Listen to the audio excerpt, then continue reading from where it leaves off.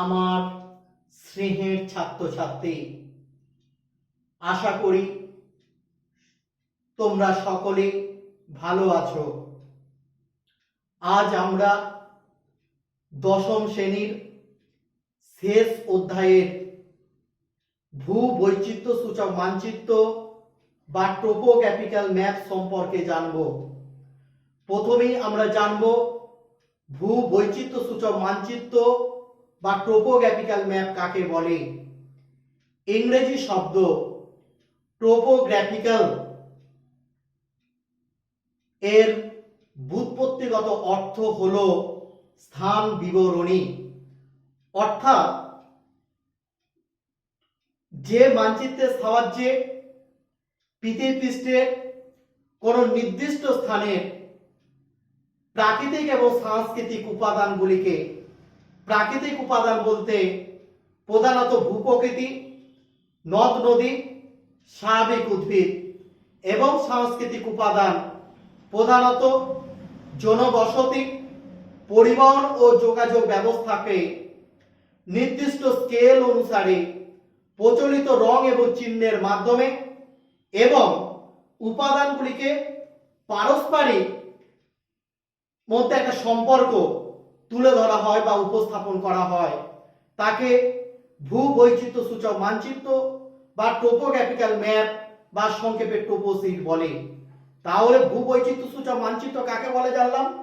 যে মানচিত্রের সাহায্যে পৃথিবীপৃষ্ঠের বা ভূপৃষ্ঠের কোনো নির্দিষ্ট স্থানের প্রাকৃতিক ও সাংস্কৃতিক উপাদানগুলিকে, প্রাকৃতিক উপাদান বলতে ভূপ্রকৃতি, নদ নদী, স্বাভাবিক উদ্ভিদ, এবং সাংস্কৃতিক উপাদান প্রধানত জনবসতি, পরিবহন ও যোগাযোগ ব্যবস্থাকে প্রচলিত রং ও চিহ্নের মাধ্যমে নির্দিষ্ট স্কেল অনুসারে দেখানো হয় এবং উপাদানগুলির মধ্যে পারস্পরিক সম্পর্ককে তুলে ধরা হয় বা উপস্থাপন করা হয়, সেই মানচিত্রকে ভূবৈচিত্র্য সূচক মানচিত্র বা টোপোগ্রাফিক্যাল ম্যাপ,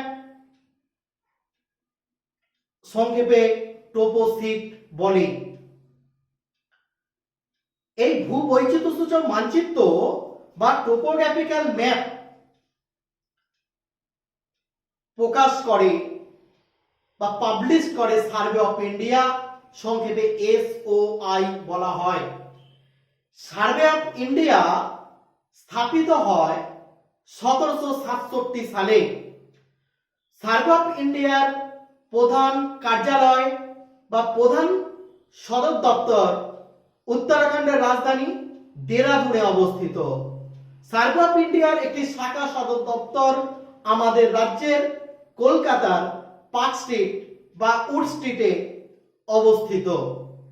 আর এই পার্ক স্ট্রিট বা উড স্ট্রিট থেকেই এই টোপোগ্রাফিক্যাল মানচিত্র গুলিকে সংগ্রহ করতে হয়। এবারে আমরা জানব টোপোগ্রাফিক্যাল মানচিত্র সাধারণত সার্ভে অফ ইন্ডিয়া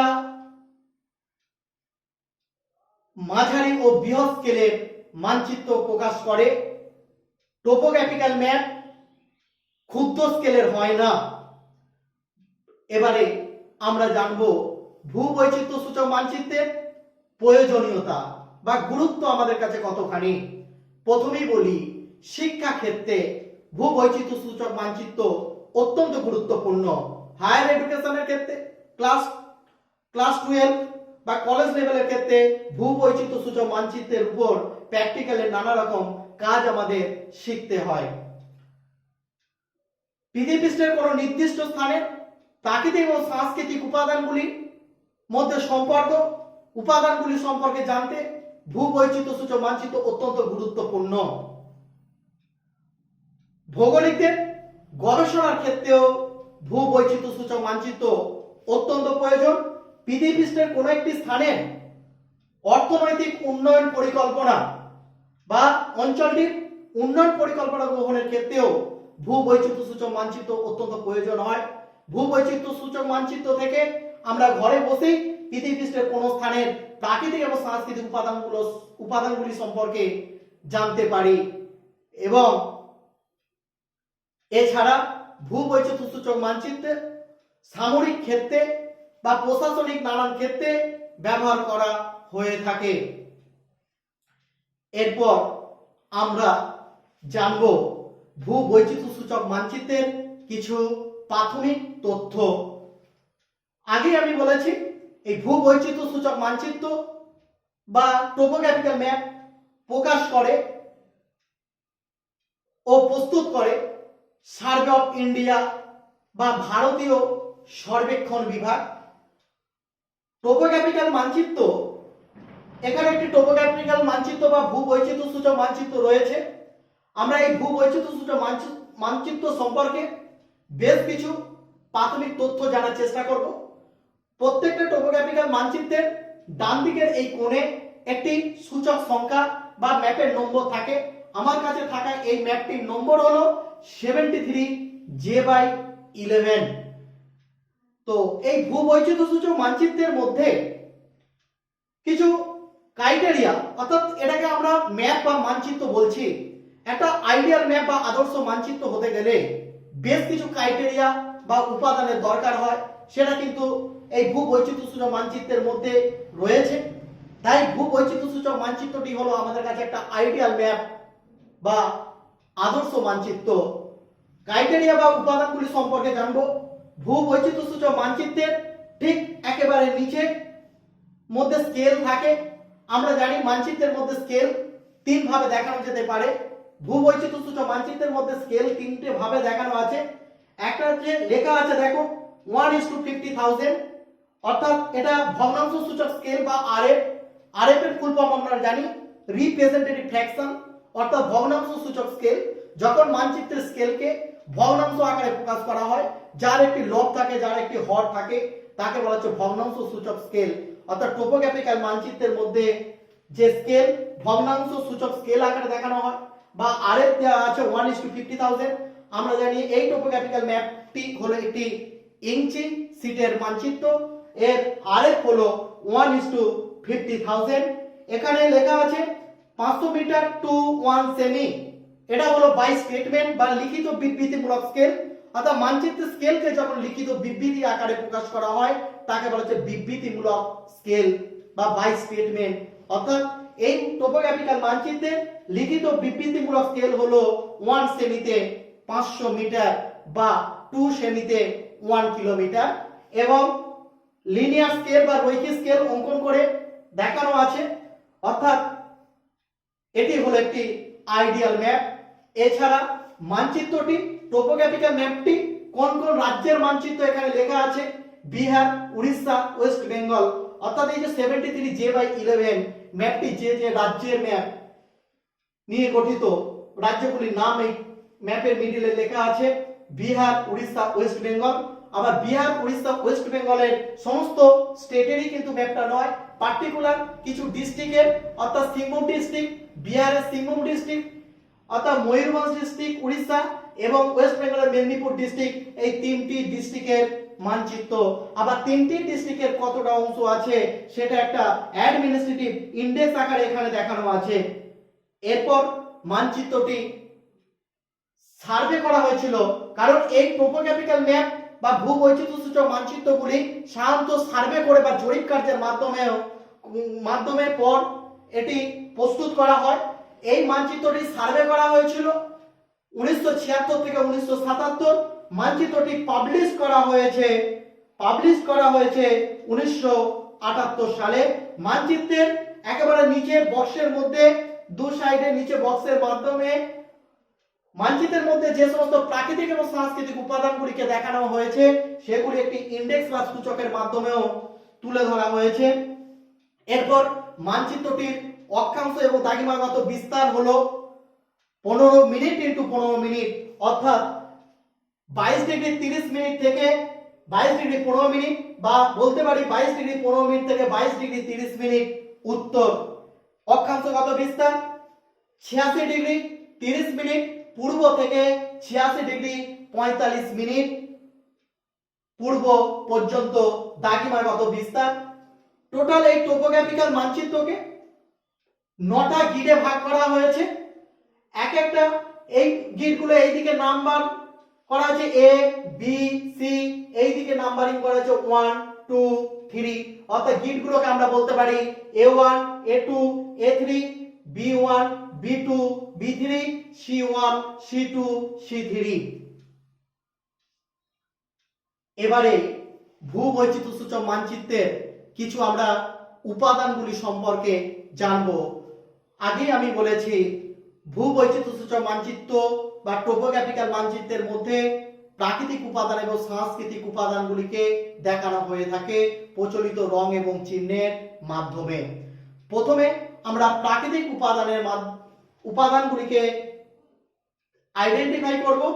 প্রাকৃতিক উপাদানের মধ্যে প্রথমত জানবো প্রাকৃতিক উপাদান বা ফিজিক্যাল এলিমেন্টস কি। যে সমস্ত উপাদানগুলি প্রকৃতির দ্বারা সৃষ্টি বা প্রকৃতির আপন খেয়ালে সৃষ্টি, সেই সমস্ত উপাদানগুলি কি বলা হচ্ছে প্রাকৃতিক উপাদান বা ফিজিক্যাল এলিমেন্টস বলা হয়। যেমন রিলিফ বা ভূপ্রকৃতি, তারপর ন্যাচারাল ভেজিটেশন বা স্বাভাবিক উদ্ভিদ, ড্রেনেজ বা নদ নদী। আর কালচারাল এলিমেন্টস বা সাংস্কৃতিক উপাদান কোনগুলি? যে সমস্ত উপাদানগুলি মানুষের তৈরি বা মানুষের সৃষ্টি, সেই সমস্ত উপাদানগুলিকে বলা হয় কালচারাল এলিমেন্টস বা সাংস্কৃতিক উপাদান। যেমন বসতি বা সেটেলমেন্ট, ট্রান্সপোর্ট এন্ড কমিউনিকেশন, পরিবহন ও যোগাযোগ ব্যবস্থা, এগুলি হচ্ছে সাংস্কৃতিক উপাদান। এবার প্রত্যেকটি উপাদান সম্পর্কে আমরা আইডেন্টিফাই করার চেষ্টা করব। প্রথমে আমরা যে উপাদান সম্পর্কে জানব সেই উপাদানটি হলো রিলিফ বা ভূপ্রকৃতি। প্রদত্ত ভূবৈচিত্র্যসূচক মানচিত্রের মাধ্যমে রিলিফ বা ভূপ্রকৃতি দেখানো হয়েছে কন্টুর লাইন বা সমোন্নতি রেখার সাহায্যে। সমোন্নতি বা কন্টুর লাইন কি? মানচিত্রে যে সমস্ত স্থানগুলিতে উচ্চতা একই রকম, সেই সমস্ত স্থানগুলোতে যে রেখা দ্বারা যুক্ত করা হয় তাকে বলা হয় সমোন্নতি রেখা বা কন্টুর লাইন। টোপোগ্রাফিক্যাল ম্যাপে বা ভূবৈচিত্র্যসূচক মানচিত্রে সাধারণত সমোন্নতি রেখা দেখানো হয় বাদামি রং বা ব্রাউন কালির লাইনের মাধ্যমে। প্রদত্ত মানচিত্রটি দেখলে লক্ষ্য করব আমরা মানচিত্রের মধ্যে অসংখ্য সমোন্নতি রেখা, বাদামি বর্ণের সমোন্নতি রেখা দেখানো আছে। মানচিত্রের মধ্যে যেখানে সমোন্নতি রেখা বা বাদামি রঙের রেখাগুলি প্রচুর পরিমাণে আছে সেখানে বুঝতে হবে ভূমির উচ্চতা সবচেয়ে বেশি। আর যেখানে সমোন্নতি রেখাগুলি পরিমাণে খুবই কম এবং দূরে দূরে অবস্থান করে সেখানে হচ্ছে ভূমির উচ্চতা কম। অর্থাৎ কোন স্থানে রিলিফ বা ভূপ্রকৃতি কিরকম সেটা আমরা সমোন্নতি রেখার বিন্যাস থেকে আমরা সাধারণত ভূপ্রকৃতিকে আইডেন্টিফাই করতে পারি বা চিহ্নিত করতে পারি। তাহলে ভূপ্রকৃতি আমরা কিভাবে চিনব? টোপোগ্রাফিক্যাল মানচিত্রের মধ্যে সমোন্নতি রেখার মাধ্যমে আমরা ভূপ্রকৃতি বা রিলিফ সম্পর্কে আইডেন্টিফাই করতে পারবো। আর কন্টুর লাইন বা সমোন্নতি রেখাগুলি সাধারণত বাদামি বর্ণের বা ব্রাউন কালারের লাইনের মাধ্যমে দেখানো হয়। আর দুটো সমোন্নতি রেখার মধ্যে ব্যবধান কত সেটা মানচিত্রের নিচের দিকে যেখানে স্কেল আঁকা আছে তার নিচে লেখা থাকে। যেমন 73J/11 মানচিত্রের কন্টুর ইন্টারভ্যাল হলো 10 মিটার, অর্থাৎ দুটো সমোন্নতি রেখার ব্যবধান হচ্ছে 10 মিটার। এরপর আমরা জানবো স্বাভাবিক উদ্ভিদ সম্পর্কে বা ন্যাচারাল ভেজিটেশন সম্পর্কে। ন্যাচারাল ভেজিটেশন বা স্বাভাবিক উদ্ভিদ প্রথমে কি আমরা জানবো? যে সমস্ত উদ্ভিদগুলি প্রকৃতির আপন খেয়ালে সৃষ্টি, যেগুলো বেড়ে ওঠার ক্ষেত্রে বা জন্মাবার ক্ষেত্রে মানুষের কোনো ভূমিকা বা হস্তক্ষেপ থাকে না, সেই সমস্ত উদ্ভিদদের বলা হয় ন্যাচারাল ভেজিটেশন বা স্বাভাবিক উদ্ভিদ। টোপোগ্রাফিক্যাল মানচিত্রে বা ভূবৈচিত্র্যসূচক মানচিত্রের মাধ্যমে সাধারণত স্বাভাবিক উদ্ভিদ দেখানো হয় সবুজ রঙের মাধ্যমে। মানচিত্রের মধ্যে যেখানে যেখানে যে সবুজ রং দেখা যাচ্ছে সেখানে তার মানে রয়েছে স্বাভাবিক উদ্ভিদ বা ন্যাচারাল ভেজিটেশন। এরপর আমরা আরেকটি প্রাকৃতিক উপাদান বা ফিজিক্যাল এলিমেন্ট সম্পর্কে জানবো, তা হলো ড্রেনেজ বা নদ নদী। টোপোগ্রাফিক্যাল মানচিত্রের মাধ্যমে নদ নদী প্রধানত দু ধরনের দেখানো হয়। একটা হচ্ছে পেরিনিয়াল রিভার বা নিত্যবাহ নদী, আর একটা হচ্ছে অনিত্যবাহ নদী বা নন পেরিনিয়াল রিভার। প্রথমে আমরা জানবো পেরিনিয়াল রিভার বা নিত্যবাহ নদী কি। অর্থাৎ যে সমস্ত নদীগুলি বরফ গলা জলে পুষ্ট, যে নদীতে সারা বছর জল থাকে, সেই নদীগুলোকে বলা হচ্ছে নিত্যবাহ নদী বা পেরিনিয়াল রিভার। টোপোগ্রাফিক্যাল মানচিত্রের মধ্যে নিত্যবাহ নদী যেগুলি হচ্ছে নদীর মধ্যে স্কাই ব্লু কালার, অর্থাৎ জলের রং বা স্কাই ব্লুর মাধ্যমে আমরা জল আইডেন্টিফাই করা হয় বা দেখানো হয়ে থাকে। তো যে সমস্ত নদীগুলোর মধ্যে স্কাই ব্লু কালারের মাধ্যমে দেখানো আছে এগুলি হচ্ছে নিত্যবাহ নদী। প্রদত্ত মানচিত্রের মধ্যে বা 73J/11 টোপোগ্রাফিক্যাল মানচিত্রের মধ্যে একটি প্রধান নদী প্রবাহিত হয়েছে আমরা দেখতে পাচ্ছি। নদীটির নাম হলো সুবর্ণরেখা নদী। তাহলে আমরা টোপোগ্রাফিক্যাল মানচিত্রের মধ্যে নিত্যবাহ নদী আমরা কিভাবে আইডেন্টিফাই করব, অর্থাৎ নদীর মধ্যে স্কাই ব্লু কালারের রং করা থাকলে সেই নদীগুলো হচ্ছে নিত্যবাহ নদী বা পেরিনিয়াল রিভার। আর নিত্যবাহ নদীর সাথে কোন নদী কালো রঙের যেগুলো এসে মিলিত হয়েছে সেই নদীগুলো হচ্ছে অনিত্যবাহ নদী। আর অনিত্যবাহ নদী কাকে বলে? যে নদীগুলিতে সারা বছর জল থাকে না, যে নদীগুলি সাধারণত বৃষ্টির জলে পুষ্ট, সেই সমস্ত নদীগুলোকে বলা হচ্ছে অনিত্যবাহ নদী বা নন পেরিনিয়াল রিভার। এই হলো প্রধান তিনটি ফিজিক্যাল এলিমেন্টস বা প্রাকৃতিক উপাদান। এবারে আমরা সাংস্কৃতিক উপাদান সম্পর্কে জানবো। প্রথমেই যে উপাদানটা সম্পর্কে জানবো সেটা হলো সেটেলমেন্ট বা জনবসতি। টোপোগ্রাফিক্যাল মানচিত্রের মাধ্যমে সাধারণত জনবসতি দেখানো হয় লাল রঙের ছোট ছোট বক্সের মাধ্যমে। টোপোগ্রাফিক্যাল মানচিত্র কাছে নিয়ে দেখলে দেখবে যে মানচিত্রের মধ্যে যেখানে ভূমির উচ্চতা কম, অর্থাৎ যেখানে সমোন্নতি রেখাগুলি খুব দূরে দূরে ভাবে অবস্থান করছে, যেখানে যোগাযোগ ব্যবস্থা অত্যন্ত উন্নত, সেই সমস্ত স্থানগুলিতে সাধারণত লাল রঙের ছোট ছোট বক্স বা সেটেলমেন্ট বেশি গড়ে উঠেছে। তাহলে টোপোগ্রাফিক্যাল মানচিত্রের মাধ্যমে আমরা জনবসতিকে কিভাবে জানবো বা চিহ্নিত করব, অর্থাৎ লাল রঙের যে ছোট ছোট বক্সগুলি সেই বক্সগুলি হলো সেটেলমেন্ট বা জনবসতি। এই লাল রঙের ছোট ছোট বক্সগুলি যেখানে যত বেশি আছে তার মানে সেখানে সেটেলমেন্ট বা জনবসতি তত বেশি। যেখানে ভূমির উচ্চতা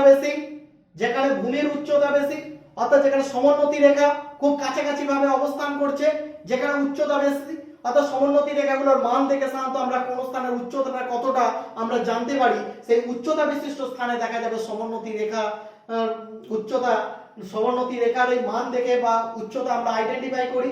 যেখানে বেশি উচ্চতাযুক্ত স্থান রয়েছে সেখানে সাধারণত জনবসতি প্রায় নেই বললেই চলে। এরপর আমরা জানবো পরিবহন ও যোগাযোগ ব্যবস্থার মাধ্যমে, মানচিত্রের মাধ্যমে বা টোপোগ্রাফিক্যাল ম্যাপের মধ্যে বিভিন্ন ধরনের ট্রান্সপোর্ট বা পরিবহন দেখানো হয়েছে। মানচিত্রের মধ্যে লক্ষ্য করবে লাল রঙের দুটো লাইন, এগুলিকে পাকা রাস্তা বা মেটাল রোড দেখানো হয়েছে। লাল রঙের দুটি বা ডবল যে লাল রঙের লাইন সেটা তাহলে পাকা রাস্তা, লাল রঙের ডবল লাইন অথচ কাটা কাটা সেটি হলো কাঁচা রাস্তা বা আনমেটাল রোড। লাল রঙের যদি কাটা কাটা তাহলে ডবল লাইন, লাল রঙের কাটা কাটা ডবল লাইন সেটা হচ্ছে আনমেটাল রোড বা কাঁচা রাস্তা। আর লাল রঙের সিঙ্গেল লাইন অর্থাৎ একটাই লাল রঙের লাইন দেখা যায় সেগুলি হচ্ছে গোজান পথ বা গরুর গাড়ি যাতায়াতের রাস্তা বা কার ট্র্যাক বলা হয়। আবার পাকা রাস্তা আমরা বললাম লাল রঙের দুটো লাইন এটাকে পাকা রাস্তা বা মেটাল রোড বলা হয়। মেটাল রোডের পাশে কালো রঙের পয়েন্ট দেওয়া আছে, এটার মাধ্যমে বোঝা যায় টেলিফোন লাইন বা যোগাযোগ ব্যবস্থার একটি মাধ্যম। এই হলো টোপোগ্রাফিক্যাল মানচিত্রের বিভিন্ন প্রাকৃতিক এবং সাংস্কৃতিক উপাদান। এই উপাদানগুলির মধ্যে একটা পারস্পরিক সম্পর্ক কিন্তু মানচিত্রের মধ্যে বা টোপোগ্রাফিক্যাল ম্যাপের মধ্যে ফুটে ওঠে। টোপোগ্রাফিক্যাল মানচিত্রের মধ্যে লক্ষ্য করলে দেখা যাবে এই অঞ্চলে সমোন্নতি রেখার মান অনেক বেশি এবং সমোন্নতি রেখাগুলি খুবই কাছাকাছি ভাবে অবস্থান করছে এবং সমোন্নতি রেখাগুলির স্থানে স্থানে কালো কালিতে পয়েন্ট আকারে মান লেখা আছে। যেমন এখানে 525, 564, তার মানে হচ্ছে এই স্থানটার উচ্চতা হচ্ছে 564 মিটার।